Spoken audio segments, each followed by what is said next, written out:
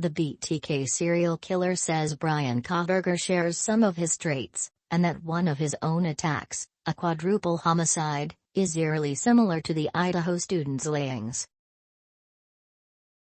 Dennis Rader, who gave himself the moniker, bind, torture, kill, tells TMZ in a new email he believes Kohberger would lie in wait for his victims, stalking them and casing their home. All of this, BTK says, was much like I did, referencing Kohberger's dark mind, which he can relate to. BTK also pointed out chilling parallels between his brutal 1974 murders of the Otero family in Kansas and the 4 slain University of Idaho students, whom Kohberger has been charged with fatally stabbing in an off-campus home. Murder 4, much like the Oteros, up close and personal stabbed, BTK wrote, although he asphyxiated 4 Otero family members after tying them up in their Wichita house.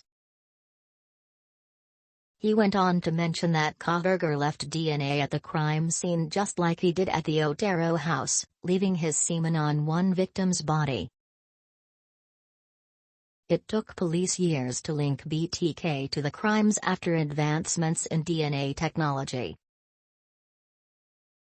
However, Kohberger was soon connected to the Idaho homicides after his DNA was found on a knife sheath, cops said. Lastly, BTK tells us Kohberger may have killed by fantasy homicide. Which I did. Of course, BTK was referring to his police confession that he murdered 10 people because of his sexual fantasies. Idaho detectives have not disclosed Kohberger's motive and he denies any wrongdoing.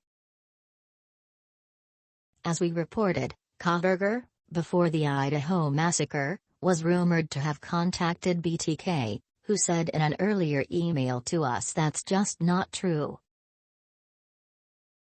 But, BTK thinks Kohberger studied him and his crimes. The infamous killer is currently serving 10 life terms in prison.